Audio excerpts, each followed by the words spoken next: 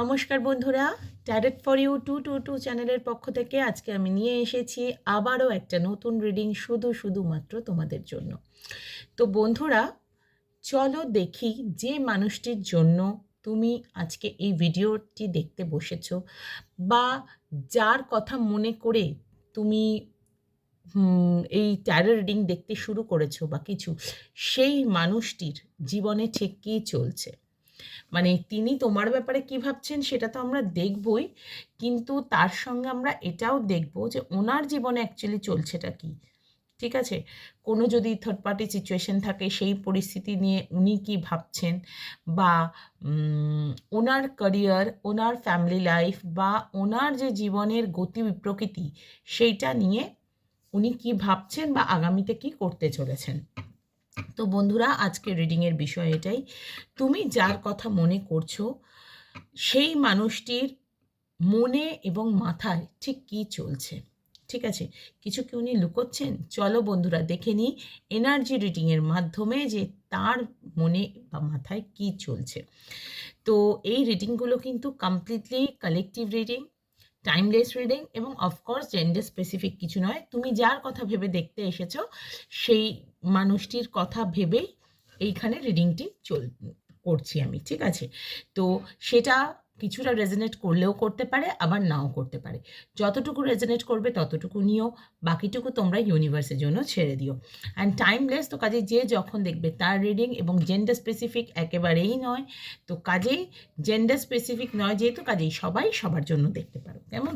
তো আগে চলো দেখি তোমার মানুষটি এই মুহূর্তে ঠিক কী এনার্জিতে আছেন। ঠিক কী এনার্জিতে আছেন। ফার্স্ট কার্ড এসে গেছে ওনার প্রাথমিক যে সিচুয়েশন এই মুহূর্তের প্রেজেন্ট, ভীষণ ডিপ্লোম্যাটিক হয়ে রয়েছেন, না এদিক না ওদিক। খুব অনলাইনে, প্রবাবলি ফেসবুক বা যে কোনো অনলাইন যে প্ল্যাটফর্মগুলো আছে সেখানে প্রচুর সময় কাটাচ্ছেন, এবং কোনো খবরের জন্য ওয়েট করছিলেন যেটা কিন্তু ওনার কাছে আসেনি। কোনো একটা নিউজের জন্য উনি ওয়েট করছিলেন, সেটা কিন্তু আসেনি, এবং সেটার জন্য উনি ওয়েট করছেন এবং প্ল্যান করছেন যে আগামীতে উনি কী করবেন। কিন্তু প্রবলেম হচ্ছে পুরোটাই হাওয়ায় তীর চালান, সবটাই মনে মনে, কোনো অ্যাকশন উনি নিচ্ছেন না, এবং ভীষণ প্রোটেক্টিভ হয়ে গেছেন, গার্ড করছেন নিজেকে ভীষণ। মানে কোন দিক থেকে আক্রমণ আসবে উনি জানেন না, মানে কোনো একটা আক্রমণের ভয় উনি ডেফিনেটলি পাচ্ছেন। আক্রমণ ইন দ্য সেন্স এখানে যুদ্ধ সেরকম নয়, হতে পারে উনি এমন কিছু করেছেন যার জন্য অন্য মানুষরা তাকে হয়তো দুটো কথা শোনাতে পারে, বা কাজের জায়গায় হয়তো এমন কিছু ভুল করে ফেলেছেন যেটা হয়তো করাটা ঠিক হয়নি বা উচিত হয়নি, সেটা বুঝতে পেরে আর কি একটু পিছিয়ে যাওয়া, এই আর কি। এবং ওনার মানে কথা বলার আগে অন্তত 10 বার ভাবছেন যে এটা কি বলবো, আর যদি না ভেবে থাকেন ওটা কিন্তু ওনার ভাবাটা উচিত, কারণ সিচুয়েশন কিন্তু ওনার পক্ষে একদমই নেই। কারণ যেটা সব থেকে সমস্যা আমি দেখছি, উনি ভীষণ হাইড করছেন, এবং শুধু হাইড করছেন বলবো না, মানে নিজেকে একটা মিস্ট্রিয়াস, এই মানুষটি একদমই নিজের মনে কি চলছে তোমার সঙ্গে শেয়ার করেন না, এটা হচ্ছে সব থেকে সমস্যা। এবং মানে বলতে চান না সেরকম নয়, মানে বলবো না, আমার জিনিস আমি সবাইকে বলবো না, আমি পার্সোনাল জিনিস পাবলিক করি না, এরকম একটা এনার্জি। কিন্তু কখনো কখনো যে কথা বললে সমস্যা অনেকটাই কমে, এই সেন্সটাই ওনার মধ্যে নেই, এবং ভীষণ নিজের ইনটিউশনের কথা শুনছেন, মানে প্রচণ্ডভাবে ওনার গাট ফিলিং যেটা বলছে সেটা শোনাটা যে উচিত সেটা ওনার মাথা থেকেই বেরিয়ে গেছে, মানে সেই সেন্সটাই চলে গেছে। একটু স্পিরিচুয়াল জার্নি এখন, এই বছরটা যেহেতু মঙ্গলের বছর এবং আগের বছরটা ছিল শনি বছর, তো সেই জায়গাটাতে স্যাটার্ন কিন্তু সবসময় চেষ্টা করেন, যারা যারা আর কি নিজের কাজটা ঠিকঠাক করেন, কর্মফল কিন্তু স্যাটার্নই আমাদেরকে দেন, কাজে তুমি যেমন কর্ম করবে সেরকমই ফল পাবে। প্রবাবলি ইনি সেই কর্মটাই করছেন না, ইনি তো সবই শুধুই ভাবছেন আর ভাবছেন, এবার যার ফলে ওনার কর্মফল সেই অর্থে উনি পাচ্ছেন না, এবং কর্মা কিন্তু সেই রিটার্ন ব্যাক করে আসছে ওনার দিকে, যার রেজাল্ট হচ্ছে যে একটু স্পিরিচুয়াল হলে বা একটু নিজের কাজটা ঠিকঠাক করলে যে মানে অ্যাচিভমেন্টগুলো অনেক সহজ হয়ে যায়, সেটা কিন্তু ওনার ক্ষেত্রে হচ্ছে না ভীষণভাবেই।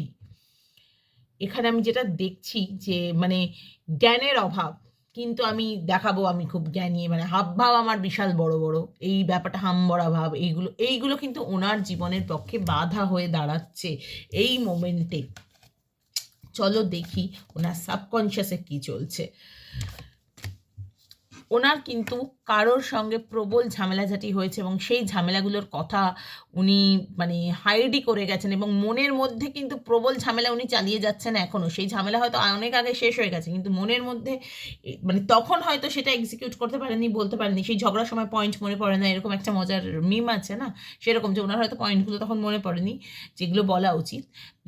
সবই গোপন রাখবো এরকম একটা এনেচার, তো কাজেই সেই করতে গিয়ে এখন উনি নিজের মনে মনে ভেবে যাচ্ছেন যে এইটা বললে হতো ওইটা বললে, কিন্তু মনে মনে ঝগড়াটা এখনো উনি কন্টিনিউ করছেন।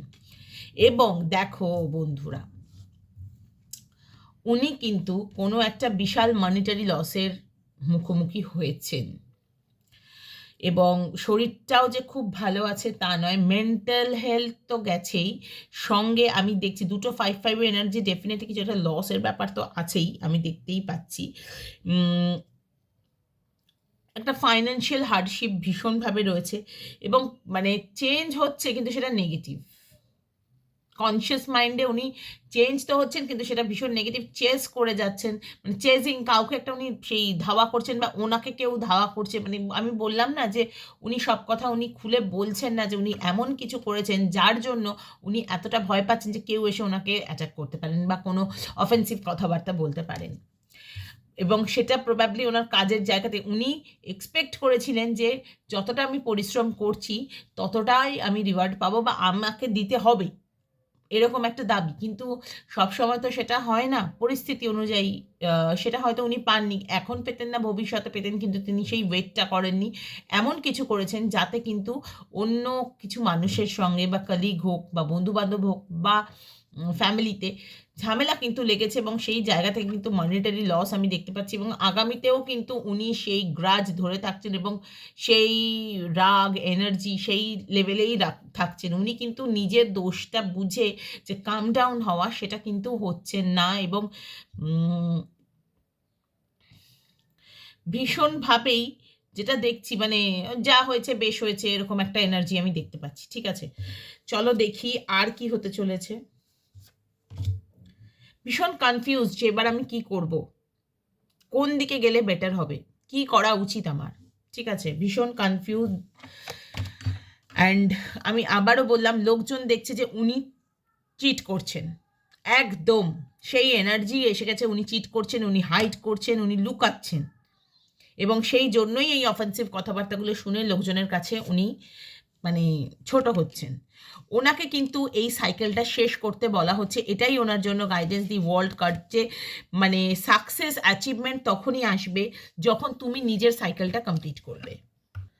এবং দেখো, সাইকেলটা শেষ করতে বলা হলেও, এবং সেটা কিন্তু দেখো এই সব কিছু থেকে দূরে থাকতেও বলা হচ্ছে, শুধু যে সাইকেল শেষ না, মানে এই ঝামেলা ঝাঁটি ঝঞ্ঝা বা এই যে কাউকে চিট করা বা মানে এই যে সিচুয়েশনটা উনি নিজেই ক্রিয়েট করেছেন, কারণ মানুষ তো নিজের সিচুয়েশন নিজেই ক্রিয়েট করে, সেই সব কিছু থেকে কিন্তু একটু দূরেই থাকতে বলেছে, মানে এটা কমপ্লিট করো, অনেক হয়েছে এরকম একটা সিচুয়েশন।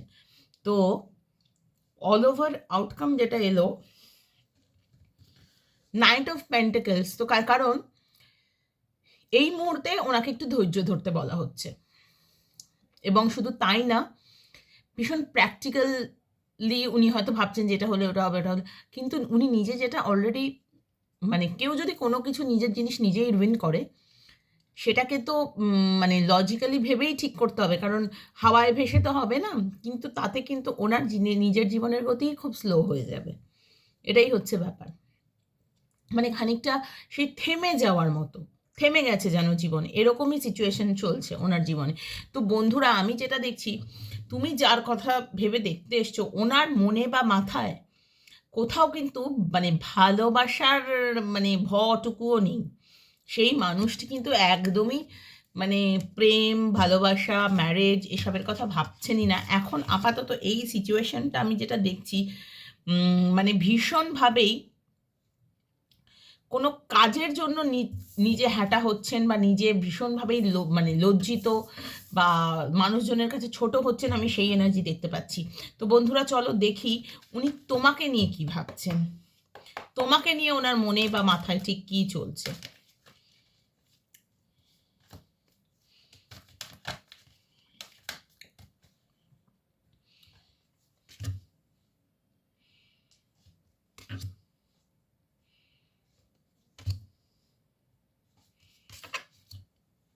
দেখো মানে সত্যি এই হচ্ছে রিডিং।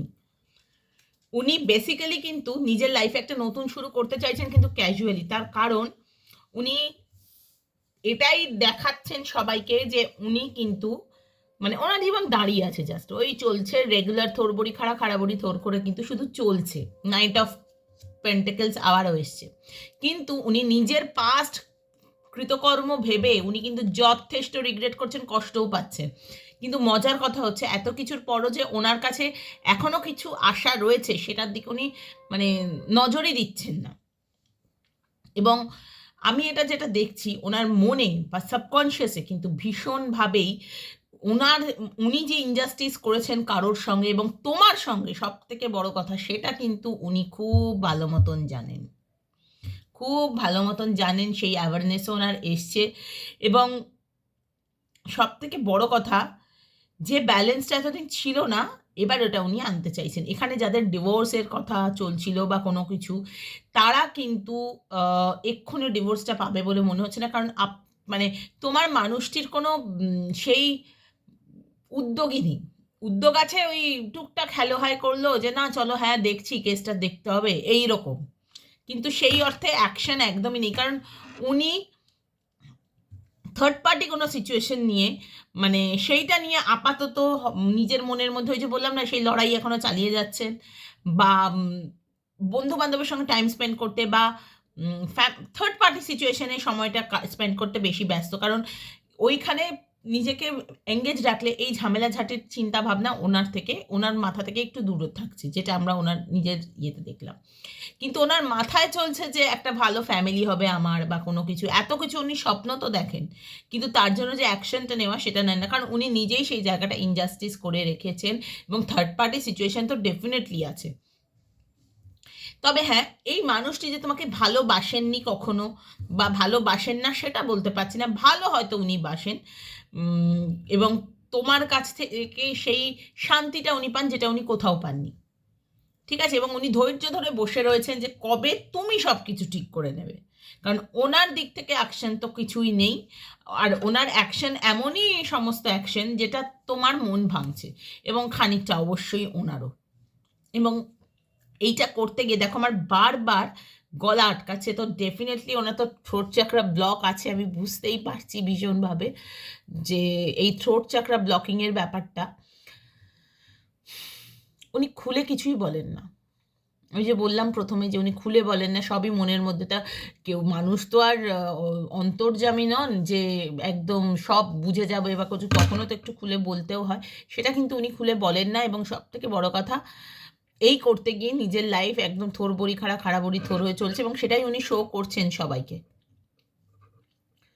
এবং অল ওভার পুরো ব্যাপারটা নিয়েই উনি কিন্তু যথেষ্ট কষ্টে আছেন। এবং তোমাকে নিয়ে উনি যেটা ভাবছেন যে হ্যাঁ তোমার সঙ্গে একটা ভালো ফ্যামিলি হতে পারতো, তোমাকে উনি যথেষ্ট ভালোবাসতেন বা তুমি ওনাকে খুব ভালোবাসতে, সেলফলেস লাভ যাকে বলে, কিন্তু সেটা উনি হারিয়েছেন হেলায়। কারণ কোনো থার্ড পার্টি সিচুয়েশন ডেফিনেটলি ছিল, সেটা পরিবার হোক বা অন্য কোনো সম্পর্ক বা বন্ধু বান্ধব কলিগ। অনেকেই আছে যারা কাজকে বেশি গুরুত্ব দিয়ে ফেলে, যে ও তো আছেই, টেকেন ফর গ্রান্টেড, এরকম একটা ব্যাপার উল্টো দিকের মানুষটাকে। কিন্তু যখন মানুষের পিঠ দেওয়ালে থেকে যায় যে আরে এতই যদি আমার ইম্পর্টেন্স কম, তো ছেড়ে দাও আমাকে, ভালো আমি একা থেকে নেব, আমার কাউকেই দরকার নেই, আমি একাই থেকে নেব বা আমি লাইফে মুভ অন করবো, তা তখনই হয়ে যায় মানুষটির প্রবলেম। এবং আমি কিন্তু এখানে যেটা দেখতে পাচ্ছি, বেশিরভাগেরই কিন্তু সম্পর্কে এখন এই মুহূর্তে হয় খুব ঝামেলাঝাটি চলছে বা লেস কন্ট্যাক্ট চলছে। একেবারে নো কন্ট্যাক্ট আমি বলছি না, কিন্তু কন্ট্যাক্ট হচ্ছে ঠিকই, কিন্তু একটু ঝামেলাঝাটিটাই বেশি চলছে। কমিটমেন্টের ডেফিনেটলি অভাব আছে, মনে প্রচুর মানে ভাবনা চিন্তা যে কমিটমেন্ট দেবো, সম্পর্কটাকে একটা পরিণতি দেবো, কিন্তু আলটিমেটলি সেটা করে তো উঠতে পারছেন না। এটাই হচ্ছে ব্যাপার। আমি দেখি আগামীতে কি হতে চলেছে এই সম্পর্কটায়, আগামীতে কি হবে।